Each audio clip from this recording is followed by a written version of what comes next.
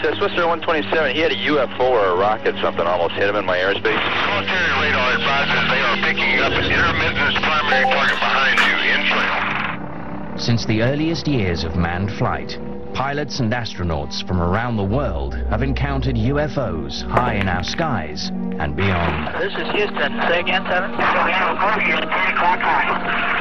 Now, many of their dramatic cockpit recordings, film clips and stories have been made available for the first time. The UFO? It's the Roswell crap again. UFO reports that we get from professional pilots are considered among the very best because of their knowledge of the sky.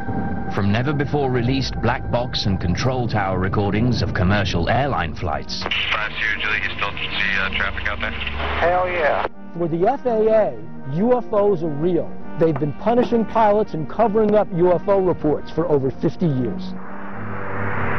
To never-before-seen astronaut reports and secret recordings in outer space. We have an unidentified flying object. Many of NASA's top astronauts have already testified to seeing UFOs. As astronauts and pilots around the world report ever-increasing levels of unusual activity in our skies. Big bright light on the front and a greenish tail coming out the back. I'll tell you what, that is weird. And the military doesn't admit to anything flying tonight. It was too fast to be an airplane. Looks like a UFO. Many wonder, do the skies belong to us or to them?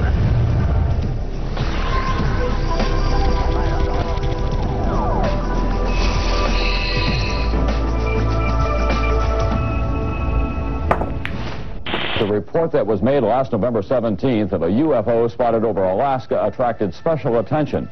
This sighting was made by an airline pilot with 29 years of experience. The crew claims that while it was flying over Alaska last November, it was followed for 400 miles by strange white, yellow, and amber lights. Of the thousands of reported pilot encounters with UFOs around the world, few are more harrowing than the episode on the 17th of November 1986 involving Japanese Airlines Flight 1628 high above the Alaskan tundra. Regarding airline cases in America, the GL is very interesting because you have multiple witnesses. It was a cargo aircraft, and the pilots observed an object that seemed to be tracking along with their aircraft. It involved an investigation by the FAA. This is an official government investigation of the sighting itself. The events of that night were captured on tape. Spinner 1628 heavy. Military radar advises they are picking up an intermittent primary target behind you in trail. In trail, I say again. The Boeing 747 cargo jet was on a routine flight from Paris to Tokyo, cruising at 600 miles per hour at an altitude of 35,000 feet. It was headed towards Anchorage, Alaska, to refuel. Suddenly, at 5:11 p.m., Captain Kenju Terauchi, a pilot with 29 years flight experience, saw three large, fast-moving, unidentified objects 2,000 feet below. The largest object was described by Captain Terauchi as resembling a shelled walnut. Captain Terauchi said that the main craft was twice the size of an American aircraft carrier. Co-pilot said it was as solid there as if you were seeing an oncoming jet with its lights on, except it wasn't an oncoming jet. 747 was nothing compared to this big flying saucer. After several minutes of observing the UFOs, the pilots realized that the objects were now matching their speed, 600 miles an hour, and tracking them. The captain reported that the objects began, quote, making moves that are impossible for any man-made aircraft to perform. Then, without warning, two of the smaller craft suddenly rose and shot directly in front of the pilot's window. The objects came so close to the aeroplane that Captain Terauchi recalled that the intense glow made his face feel warm. All of a sudden they appear and they're traveling right in front of the aircraft. And they were sort of wobbling back and forth as they moved. They seemed to be only 1,000, maybe 2,000 feet in front of the aircraft and traveling at 600 and some miles an hour. At that very moment, their radio link to Anchorage went dead, leaving the aircraft flying blind. The horrifying catastrophe was seconds away when the UFOs rose and veered left. Deviate from some object. Request heading 240. Spinner 1628 heavy. Deviations approved as necessary for traffic. It's quite a bit. Like a formation. information. In his official FAA report, Captain Terauchi said we had to get away from that object. Spinner 1628, sir, do you still have the traffic? Disappeared, Japan Air 1628. Spinner 1628, if I understand, you do not see the traffic any longer? Okay. Moments later, an urgent message came in from Elmendorf Air Force Base. The unidentified object had now appeared on their radar. Yeah, that's 1-2 again. We have confirmed there is a flight size of 2 around your 1550 squawk. One primary return only. Okay, where is he following him? It looks like he is, yes. Okay, stand by. The phrase flight size of 2 indicated that JAL 1628 had uninvited guests, possibly with hostile intentions. Spinner 1628 heavy. Military radar advises they are picking up an intermittent primary target behind you. In trail, I say again. Immediately after this confirmation, the FAA requested that the Air Force scramble jets. Do you have anybody to scramble up there, or do you want to do that? Oh, we're going to talk to your liaison officer about that. It's starting to concern Japan Airlines making it 360 now. It's still falling. Okay, we'll call the military desk on this. Although the military desk took no action, JAL 1628 landed safely in Anchorage at 6:20 p.m. Extensive media coverage around the world has helped make this incident one of the most widely reported UFO cases in history. The JAL case continues to inspire debate about the nature and intent of the objects that tracked the 747. To this day, it remains a mystery. The Japan Airlines 747 had a saucer go around it. The papers mysteriously disappeared from the FAA office. The 30th of January 1987. Only 2 months after the JAL report, a similar UFO event took place in Alaskan skies. But this one involved the U.S. military. A U.S. Air Force KC-135, flying from Elmendorf Air Base in Anchorage to Eielson Air Force Base near Fairbanks, reported a chilling UFO-related incident at 20,000 feet. Okay, showing traffic for us around 1 o'clock. Can't really tell the distance. Seems to be about full altitude. Actor 29, negative. I have no traffic in your 1 o'clock. The pilots reported that the object was strikingly similar to the UFO seen by the JAL flight, a massive, disc-shaped, noiseless object larger than an aircraft carrier. Seconds later, Anchorage Air Traffic Control asked whether the KC-135 still had the object in sight. The pilot replied yes, and added that the object was now only 40 feet from his aircraft.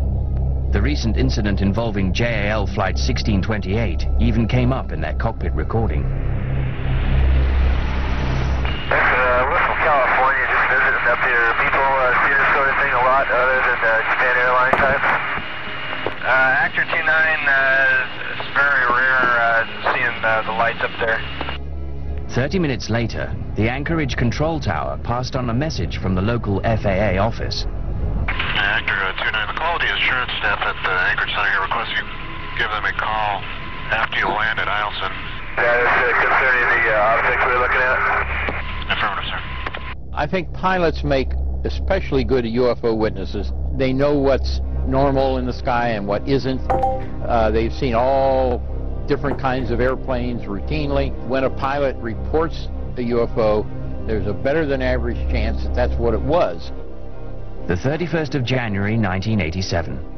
Less than 24 hours after the KC-135 encounter, yet another UFO-related incident occurred in the skies above Alaska.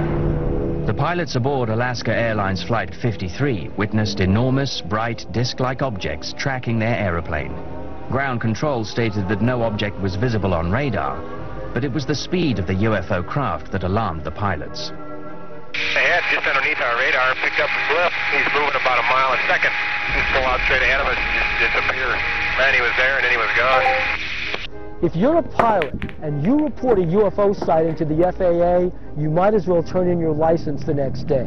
The FAA, the military, even civilian authorities don't want to know about UFOs. The first pilot encounters with UFOs took place in the 1920s and 1930s, long before black box and control tower recordings were possible. Sightings by pilots have occurred ever since the very beginning with Kenneth Arnold.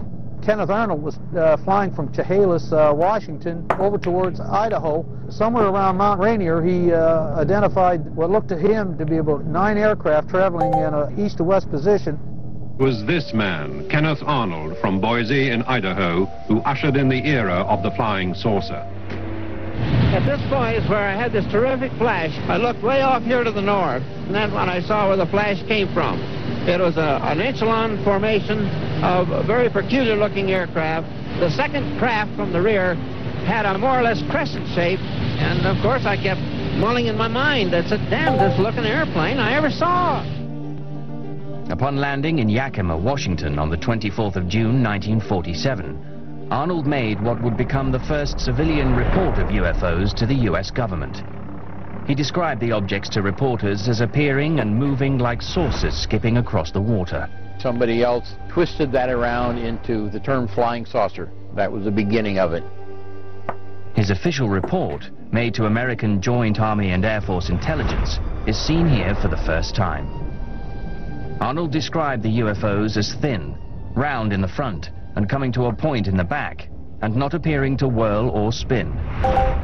He watched the craft flip and flash in the sun, and commented that the more I observed these objects, the more upset I became, as I am accustomed and familiar with most all objects flying. The Arnold case was extremely significant in that prior to it, there had been no talk publicly about disc-shaped, shiny objects flying around. And we haven't been without UFOs or flying saucers ever since. Coming up, the skies above New England are rocked by 3 separate UFO encounters, all captured on tape. They got anything flying out in the area? Negative, 105 turned over. Well, then I just had a couple of UFO reports. The Grand Canyon is a graveyard for 128 passengers and crew of 2 airliners which collided in a thunderstorm and crashed on peaks little more than a mile apart. The impact reduced the wreckage to carbonized smears of paint and metal. None survived. It was the worst commercial air disaster in history. Some experimental black box and pilot voice recorders were used by the military during the Second World War. But it was not until a catastrophic mid-air collision in 1956 that onboard recording boxes were made mandatory by America's Federal Aviation Administration, or FAA. A major accident above Grand Canyon imposed the FAA and the NTSB to ask for all the airlines to be equipped with audio recording system. Since the mandate of cockpit voice recorders, hundreds of reports have been made of strange lights, near-miss collisions, and radar tracking of unidentified flying objects. 3 recent pilot recordings captured over the United States are presented here for the first time. One of the most fascinating cases is Lufthansa 405 out of JFK November 18th, 1995, where they saw a UFO across Long Island. The 18th of November 1995. While flying over Long Island, New York, Lufthansa Flight 405, traveling from New York en route to Frankfurt, made a disturbing call to Boston Air Traffic Control. The pilots reported an unidentified flying object passing within 3,000 feet of their plane. It should be on our tail about 10 minutes. We passed it just 1 minute ago, and it was looking strange. The UFO was described as a long cylindrical object with a white light on the front and a long green comet tail. The strange UFO was also seen by British Airways Flight 226, a 747 flying from London that was just north of the object. The code name for British Airways flights is Speedbird. I actually looked about opposite traffic 2,000 feet above. It did have a very strong vapor trail which looked more like smoke, and the light on the front was very, very bright. Lufthansa 405, how far off to your side did that traffic pass? It was pretty close, and like the Speedbird said, it looked like 2,000 or 3,000 feet above on the left wing. Just 1 mile, looked like a UFO. Boston Air Traffic Control contacted Giant Killer, the U.S. military fleet area control and surveillance facility that monitors restricted airspace over the Northeast. Giant Killer, they got anything flying out in the area?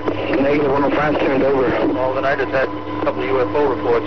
Oh, is that right? I had a couple of guys that reported lights just going over their head. I had no traffic whatsoever in the area. They said it passed within a mile of them, like 2,000 feet above them, opposite direction. Oh, it could have been a meteor or something. No, we don't have any aircraft out there.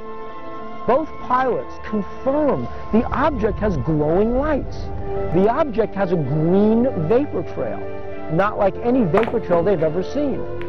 Both pilots immediately questioned the idea that the UFO they had seen was a meteor. Sometimes a 405, so you would say that it definitely wasn't a meteorite? I don't know. It's still a 226 now. It couldn't have been a meteorite because it was flying level.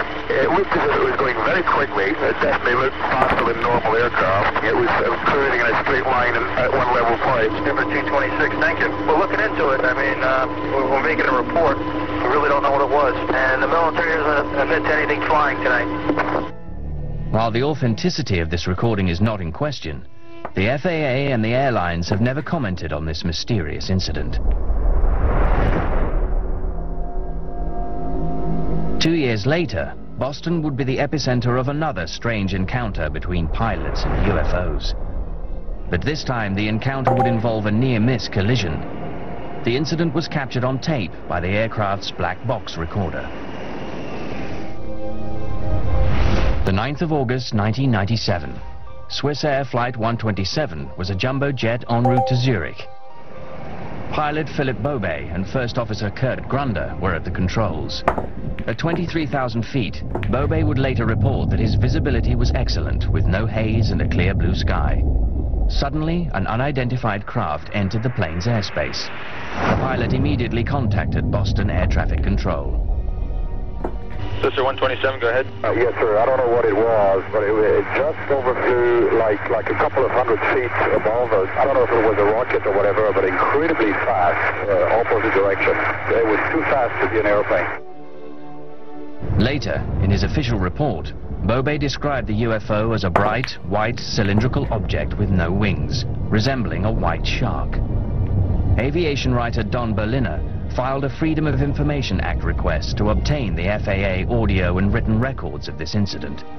The Swissair case is significant because the object that was described is quite unusual, and the people reporting it have excellent credentials. These are veteran airline pilots.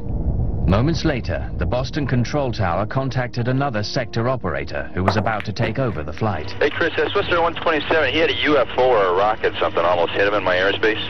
UFO or a rocket almost hit the Swissair 127? Went right above him, about 200 or 300 feet. The pilot's official incident report classified the object as a UFO. However, the National Transportation Safety Board and the FAA concluded that the object seen by Swissair 127 was a weather balloon launched by the military at about the same time. These are not the kind of people who would be fooled by weather balloons, because these are fairly common experiences among airline pilots. It's really hard to mistake a weather balloon for much of anything else. These strange encounters with UFOs are not limited to the northeastern United States. Sightings of UFOs by pilots have been reported across America. On the 28th of February 1996, the skies over the Midwest were rocked by simultaneous reports of frightening aeroplane-like objects moving at incredible speeds. This case involved two commercial aircraft, Air Shuttle 5959 en route to Cleveland and Mesaba 3179, a Dash 8 headed from Detroit to Pellston, Michigan. The event was recorded by the Cleveland Tower. Gets a report from an air shuttle flight coming out of Detroit that they've picked up a strange light very close to them. Nobody can figure out what the light is. Hey, Cleveland Air Shuttle 5959, we see traffic out there 12 to 1 o'clock, low altitude. Do you have one there? Air Shuttle 5959, that's a negative, sir. I don't have anything out in front of you. Can you get an estimate on an altitude on it? We're in between layers here. I'm just going to estimate 2,000 feet below us maybe, and sort of pulsating light about, I don't know, 10 miles out. Is that northwest of Detroit? Did you see that light? Yeah.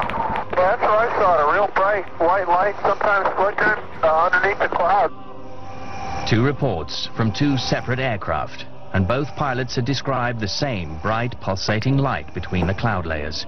Cleveland Air Traffic Control questioned whether the light might be a landing beacon. Air Shuttle 5959, is that traffic that you saw earlier? Do you see him out there any longer? Air Shuttle 5959, that's permanent. I don't know if we're getting closer to it or what, but it looks like a rotating light around it, like a frisbee type thing that's going around it. UFO. Sabah 3179, do you see the same thing? Sir, I saw it coming out of Detroit. I wondered, all I saw was just a couple real bright flashes of light, but it looked like it was underneath the cloud deck to me, maybe 10,000 feet. Would you think it might be like a reflection, maybe perhaps off a beacon that for some reason it's just one of those weird things, natural phenomena that you're getting a reflection? Because I got nothing out there. There's definitely a distinct whitish, well, they're looking a little red and greenish light sort of pulsating, and it is constant. It's not a beacon. The Cleveland Air Shuttle hangs a UE, goes under the light, and now is looking at the light from underneath and says, absolutely not, Cleveland. We're seeing the light above us, probably at 5,000 feet. And Cleveland Air Shuttle 5959. Just to keep you advised, we're descending to 4,000 feet right now, and as we descended through 10,000 feet, that object is above us right now. It is not on the ground. It's about 10,000 feet. I'll tell you what, that is weird. It's just sitting there pulsating. I'm trying to do a little investigating as to what this might be, and if you would keep me advised on this. Okay, sir. I'm going to blink my lights on him and see if I can get any reaction on him. Masaba 3179, when you flashed your lights, did you get any response? Didn't appear to, sir. Okay. A double pilot sighting, caught on radio, that you would never hear because the media never covered it. Coming up, another UFO double sighting. This one involving an America West airliner and NORAD. This guy definitely saw it run all the way down the side of the airplane. It's right out of the X-Files. And we'll analyze evidence of UFO sightings during NASA's Apollo moon missions. On the 25th of May 1995, an exceptional UFO-related event occurred more than 7 miles above Earth. An enormous, fast-moving UFO was witnessed by an America West airline crew. What made this incident a watershed in black box recordings was that it was one of the first on record to involve a U.S. government agency, NORAD, the North American Aerospace Defense Command. This 1995 America West Airlines case, the government got involved briefly. Somebody with air traffic control told the crew, one of the crew members, that they had been in touch with NORAD, which had briefly confirmed radar tracking of something in the area, and then later denied it. The Air Force confirmed that there was an object, and especially the NORAD, the North American Air Defense Command, yeah, we detect something. America West Flight 564 was flying from Tampa, Florida, to Las Vegas, Nevada. Captain Eugene Tollefson and First Officer John Waller were in control, cruising at 39,000 feet above Bovina, Texas. Everything was normal until 10:25 p.m., when the pilots spotted a UFO just below them at 30,000 feet. We have obtained the actual recording of exchanges between Albuquerque Air Traffic Control, Flight 564, and NORAD. Okay, Cactus 564, say again. There's nothing on the radars on the other spinners at all on that particular area, that object that's up in the air? It's up in the air? Affirmative. What's the altitude about? I don't know, probably right around 30,000 or so, and it's with a drill that starts from going counterclockwise, and the length is unbelievable. The pulsating object was reportedly over 400 feet long, yet invisible on radar. This prompted air traffic control to contact nearby Cannon Air Force Base radar operations in Clovis, New Mexico. Cannon, go ahead. Hey, guy at 39,000 says he sees something at 30,000 that the length is unbelievable and it has a strobe on it. Uh-huh. This is not good. What does that mean? I don't know. It's a UFO or something. It's no Roswell crap again. The crew that saw it described it as a long, thin object, cylindrical, with a series of lights down the side, blinking on and off in sequence. They saw a cigar-shaped object flying with strobing lights on a length of roughly 300 feet, which is quite big.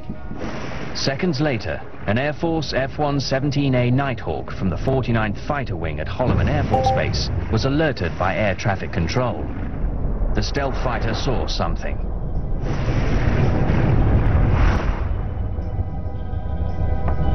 Arcade 5 in the next 2 to 3 minutes, be looking off to your right side. If you see anything about 30,000 feet, one aircraft reported something.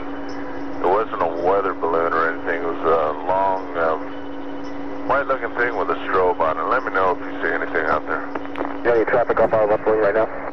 I've got some passing off to your 9 o'clock and about 12 at 31 westbound. Okay, so we'll take that up about a little lower than us, just went off our left wing. The Nighthawk reported an object passing off its left wing. America West 564 had the same experience moments later. The object moved dangerously close to both aircraft. The anxious America West crew contacted Albuquerque Air Traffic Control again.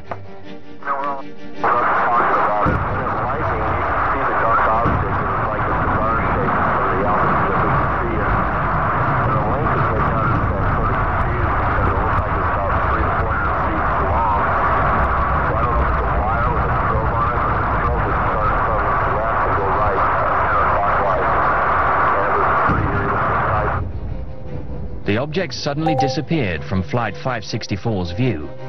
Then a concerned Albuquerque Air Traffic Control contacted NORAD's Western Air Defense Sector headquarters at McChord Air Force Base in Tacoma, Washington.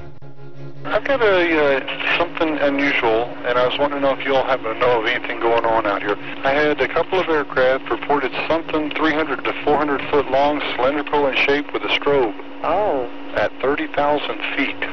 We don't have anything going on here that I know of. This guy definitely saw it run all the way down the side of the airplane. It's right out of the X-Files. I mean, it's a definite UFO or something like that. I mean... Oh, y'all are serious about this. Yeah, he's real serious about it, too. And he looked at it, saw it.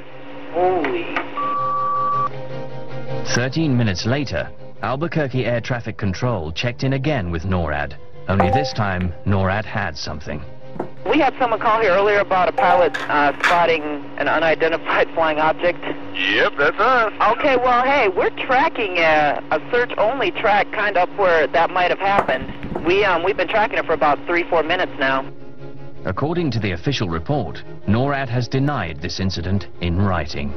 These were experienced airline pilots. They'd been flying thousands of hours. They were familiar with the sky. When they say something, you have to pay more attention to it. A Melbourne, Australia television reporter said his crew filmed UFOs for 7 minutes Saturday night over the eastern region of New Zealand's South Island. On the 21st of December 1978, cargo plane pilots John Randall and Keith Hine observed strange light phenomena over the sea near the South Island of New Zealand. The objects were also picked up by Wellington Air Traffic Control radar, and reports reached local media. 10 days later, on the 31st of December, producers at Australia's Channel 10 dispatched reporter Quentin Fogarty with a camera crew to attempt to find the same UFOs along the same flight path. And they did.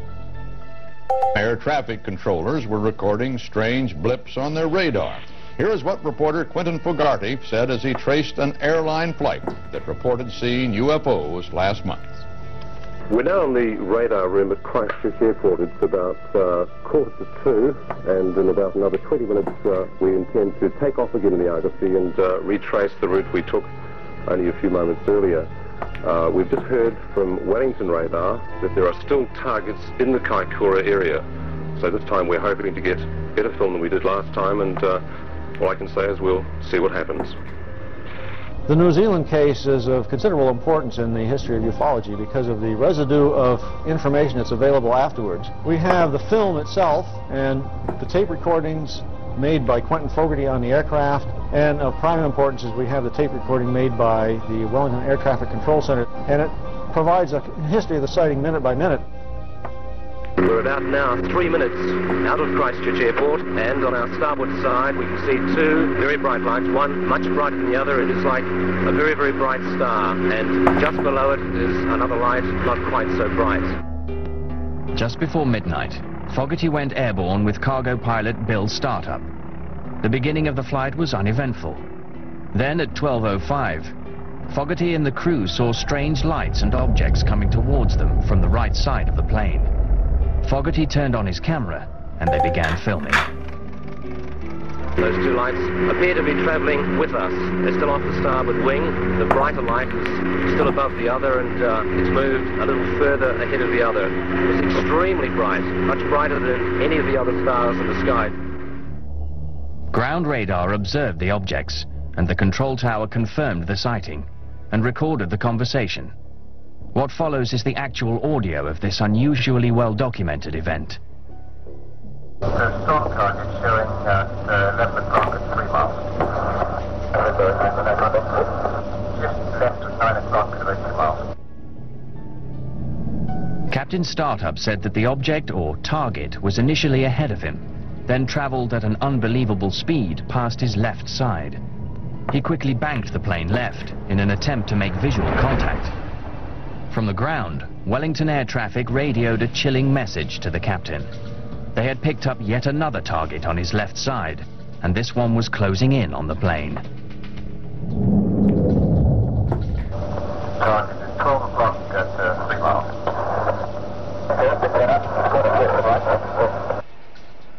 I'm now looking over towards the right of the aircraft, and we have an object confirmed by Wellington radar. It's been following us for quite a while.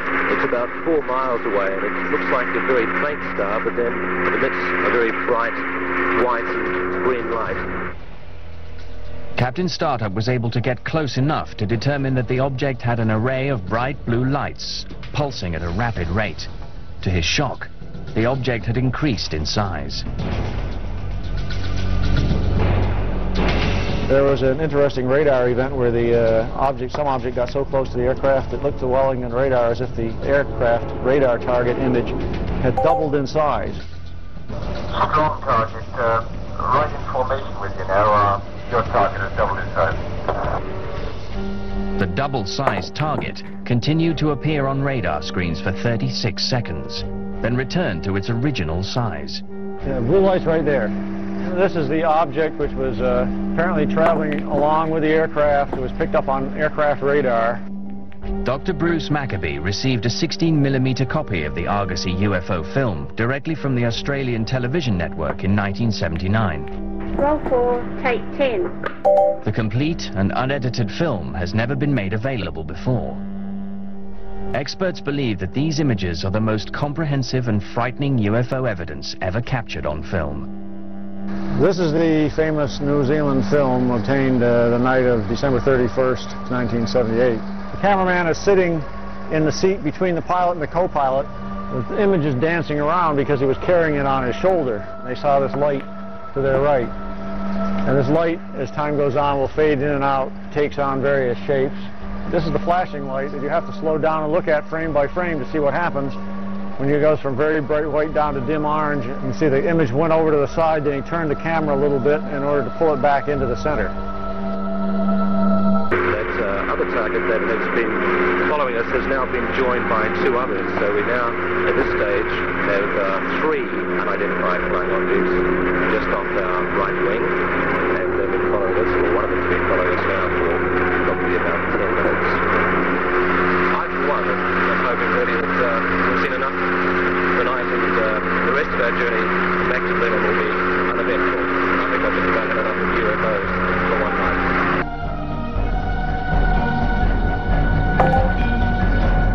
And that's the way it is. Or is it?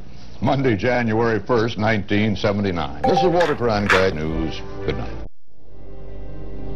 Pilot sightings of UFOs are not exclusive to Earth's atmosphere. In the early 1960s, as America and the Soviet Union escalated the space race, astronauts and cosmonauts began to witness strange and unexplained objects and events in outer space. You know, in 1958, when NASA formed, they literally expected to make contact with extraterrestrial life. 3, The 4th of December, 1965. 4 hours and 24 minutes into their historic 14-day mission, the astronauts of Gemini 7, Frank Borman and James Lovell, both military test pilots, were performing routine tasks. Suddenly, at 22:34 Greenwich Mean Time, with the capsule high above Hawaii, both men saw a bright object, or bogey, flying above their capsule. Borman radioed Mission Control in Houston.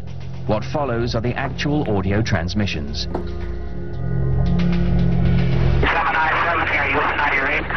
Loud and clear. 7, go ahead. How bogey at 10 o'clock high? This is Houston. Say again, 7. So we have a bogey at 10 o'clock high. The recording ends suddenly. NASA insisted that the sighting was Gemini's Titan booster rocket. Lovell replied that he could see the booster as well as, quote, several actual sightings. I remember hearing this on my car radio, talked to NASA, and they confirmed that that was the phrase used, we have a bogey in sight. In NASA's official Gemini 7 mission report, published in January 1966, no mention was made of the infamous bogey recording. Neither Lovell nor Borman have ever commented publicly on this subject. But as far as the American public is concerned, NASA denies the very existence of UFOs they've been covering up since the dawn of spaceflight. From the early years of the U.S. space program, NASA was beset with sighting reports from astronauts.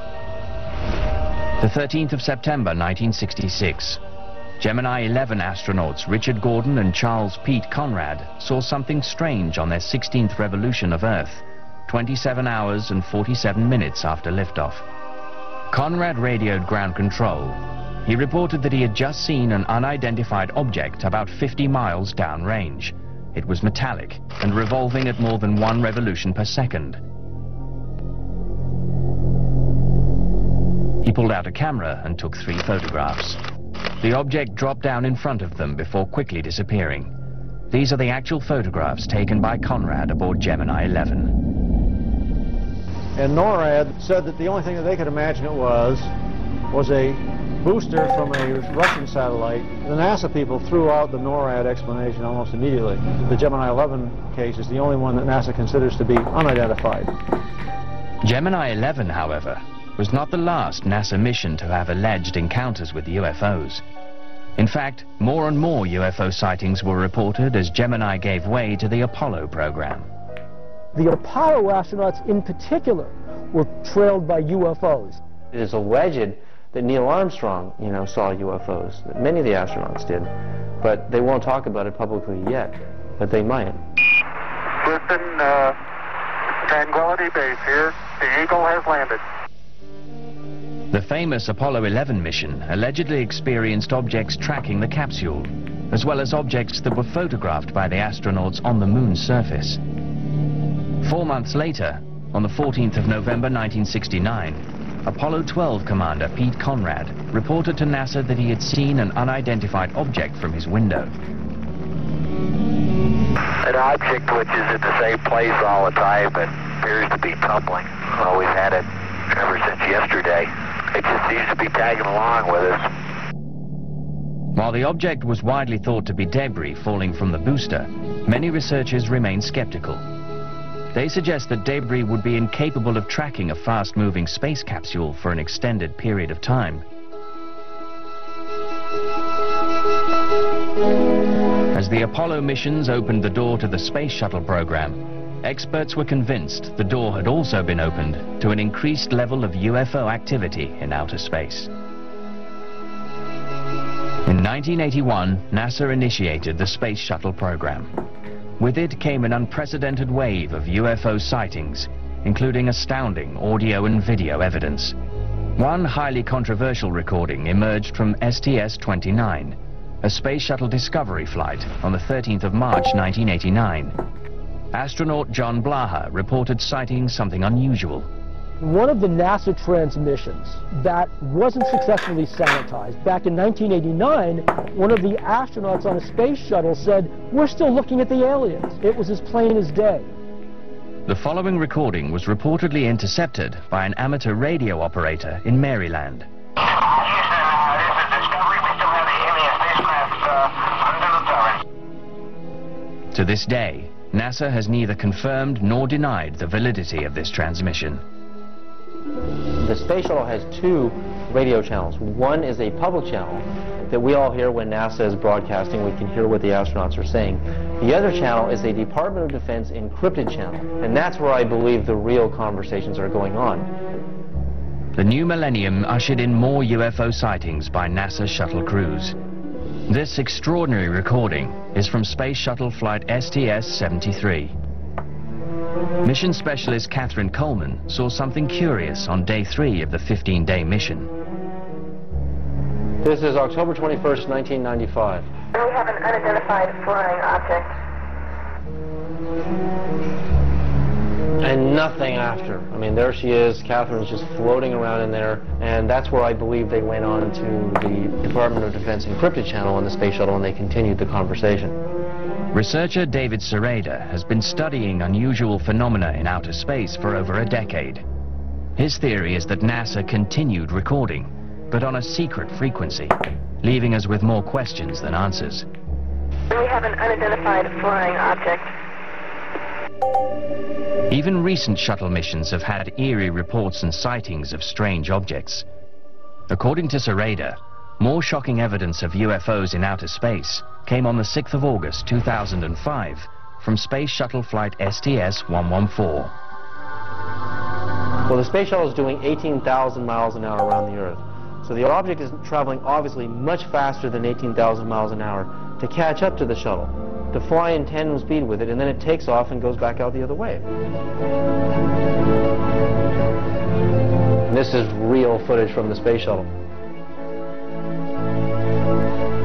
Even considering that it may be just a few miles away from the space shuttle is obviously a very large UFO. The object appeared quickly, dramatically changed speed and direction, then flew back out of frame. The trajectory and speed of the object seemed to defy the laws of physics, leaving researchers like Sereda to draw their own conclusions. When you zoom in on video frames or any digital media, you get pixelation. So some of the rectangular shapes you see are pixels, but notice also you can see the round aura of light around it, so you can still differentiate shapes within the pixels. There's no way that's dust and debris. There's no way it's another satellite.